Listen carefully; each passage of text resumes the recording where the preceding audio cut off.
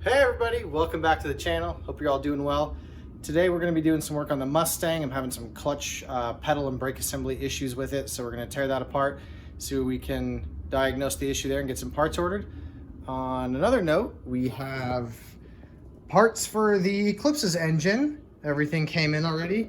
The only thing I'm a little bit worried about is my crank is moderately, I don't want to say undersized, but it's definitely on the low end of what a factory tolerance would allow.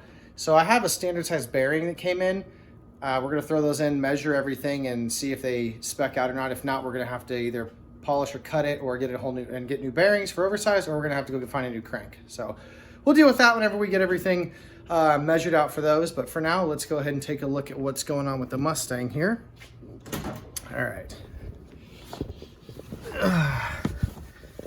So as you can see, you can't really tell too much here, but the clutch pedal's sitting probably 2 inches further back. If I put my foot on it, you can kind of see. Then the brake pedal, they should be even. And then when you push on the clutch pedal, I don't know if you guys can really see that. Let's see. The brake pedal actually moves to the side a little bit. It's also binding and not allowing it to come up. So after looking at it and trying to figure it out, there's metal bushings that sit on each side of a pin that goes through both of the two. Looks like one of them is binding against the inside of the pedal assembly, so we have to drop the steering column, pull the seat out, and then drop the whole assembly down to really diagnose what's going on. So let's start taking things apart. Little random fact for the day.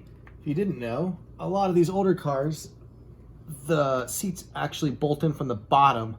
They have a post that goes down through the floorboard and then a nut that goes on through the bottom, rather than mounting with bolts on the top like most new cars do.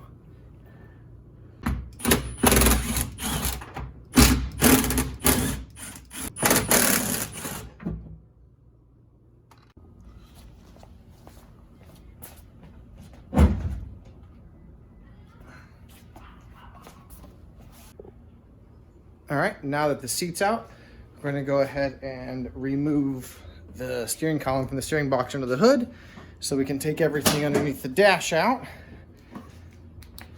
So we just got these 2 bolts down there on the steering column into the steering box. We'll take those off and get her out of there.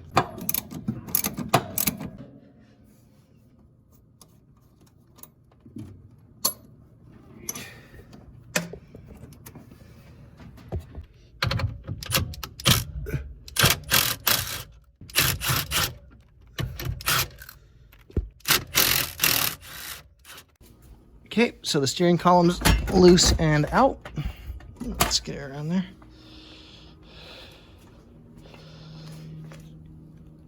That's an old steering wheel that's going to be getting replaced. I'm not too worried about scratching it.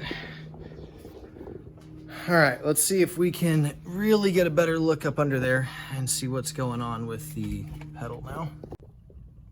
There's the bushing I was talking about, this metal guy right here. You can actually see metal shavings all over it already.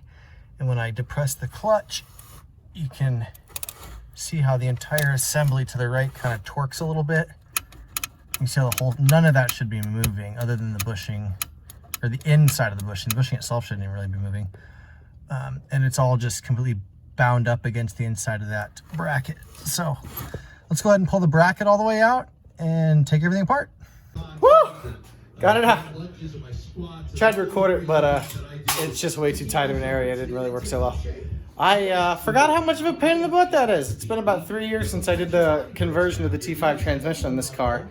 And yeah, I forgot how much of a pain it is to get that thing in and out of there. So let's take a look at it and see what's going on.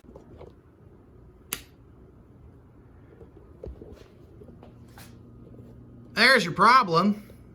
That's supposed to be a bearing. You can see on this side, it's roller or needle bearings in a carrier. And it appears as though I made a very rookie mistake when I did the conversion and did not grease my bearings. I'm really surprised they've even last 3 years. So go ahead and get some new ones of those put on order and get it all put back together as soon as everything comes in. Hey, wait a minute. So after tearing everything down further, I did forget to grease the bearings. I'll take that one. But I did find that the hole where the bushing goes, you can see on this back one here, there's 4 notches.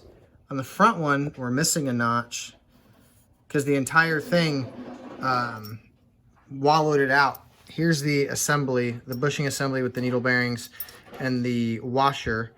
I guess this is a common problem with manual transmission early 60s or mid 60s and late 60s Mustangs in general. What I'm going to do this time, I'm going to replace these bearings, and then I'm actually going to weld this washer around here. That way it acts as a reinforcement and stabilizes that area and doesn't allow this really cheap thin pot metal to wallow out and to flex like that. So let's hope that fixes it this time. All right, that's going to be it for this one, everybody. Thank you for watching. If you enjoy my videos, go ahead and like, comment, subscribe. The next video, we're going to start doing the prep work to get the engine built on the Eclipse 4G 6.3. So again, thanks for watching. See you guys in the next one.